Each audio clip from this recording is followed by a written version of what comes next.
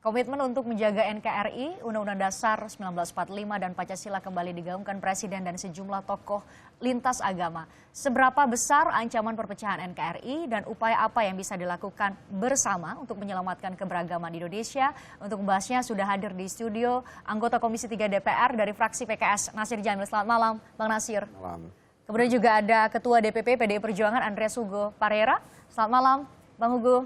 Selamat malam. Selamat malam. Dan juga ada Sekretaris Dewan Nasional Setara Institute, Antonius Beni Susetio. Selamat malam, Selamat malam, Romo. Ini kita bahas, ini bukan kali pertama Kompas Malam bahas soal merajut kembali, bagaimana kemudian kita bersatu kembali, ada konsolidasi di dalamnya. Saya ingin ke Bang Hugo. Bang Hugo, menurut Anda bagaimana kita menerjemahkan tidak hanya kata tegas dari Presiden menggunakan kata gebuk, tapi hari-hari ini Presiden kerap sekali kemudian mengundang tokoh-tokoh lintas agama, tokoh-tokoh politik untuk kemudian bisa melakukan konsolidasi kembali. Usai kemudian perjalanan panjang kita sempat kemudian terurai keragaman atau persatuan kita. Bang Hugo, Anda melihat ini langkah yang memang sudah harus dilakukan atau inilah langkah yang paling cepat bisa dilakukan untuk kemudian kita konsolidasi kembali? Oke, saya kira apa yang dilakukan oleh Presiden ini karena memang ya situasinya mengarah ke serius. Seperti apa yang juga disampaikan oleh Presiden bahwa ya kohesivitas nasional di mana ada perekat nasional yang kita miliki adalah ideologi Pancasila. Nah, ini berada pada posisi dalam tanda petik mengalami goncangan. Oleh karena itu memang ya ini akan menyebabkan saling curiga. Ini juga diungkapkan tidak saling percaya tadi ya. Tidak saling percaya, social distrust lah. Dan social distrust itu adalah awal daripada ya terjadinya fail state. Gitu. Dan kalau kita lihat ke pengalaman-pengalaman negara seperti di Yugoslavia, itu ya bubarnya negara itu karena orang mulai saling curiga satu sama lain, terpicu oleh di kelompok yang paling besar sampai kelompok yang paling kecil, itu orang saling curiga gitu. Dan itulah awal dari kehancuran suatu society, awal kehancuran dari suatu negara. Dan ya kenapa? Karena faktor perekat itu luntur. Karena orang tidak melihat itu lagi sebagai faktor yang mengikat kita hidup bersama di dalam satu komunitas yang namanya negara. Nah, oleh karena itu apa yang disampaikan oleh Presiden itu saya kira sesuatu hal yang serius dan itu harus ditindaklanjuti gitu.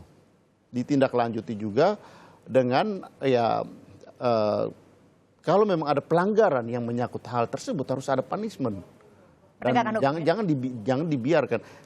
Kata gebuk itu ya kalau saya lihat di Kamus Besar Bahasa Indonesia memukul dengan dengan benda yang berat gitu, yang keras gitu, sehingga kemudian ini mempunyai efek terhadap objek yang menjadi objek atau subjek yang menjadi sasarannya itu. Gitu. Bang Nasir, Anda melihat hal yang sama?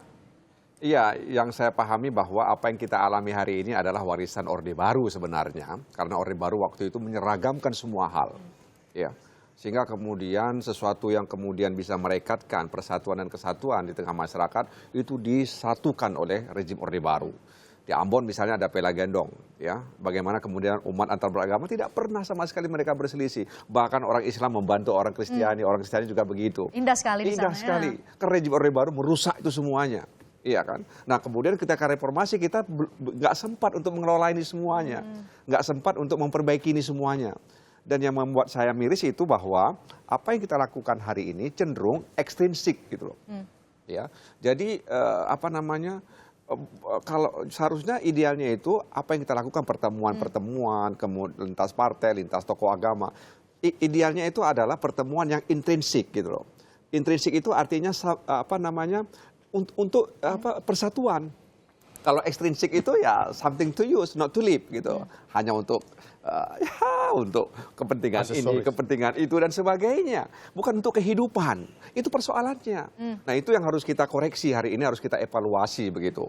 Bahwa saya katakan bahwa ini adalah warisan masa lalu, rezim Orde Baru, dan di reformasi lebih kurang 19 tahun ini kita belum sepenuhnya mengelola itu semuanya. Jadi rezim mulai dari misalnya Gus Dur, kemudian Megawati, kemudian mulai Habibie, Gus Dur, kemudian Megawati, SBY sampai kepada Presiden Jokowi, memang kita belum sepenuhnya bisa mengelola itu dengan baik.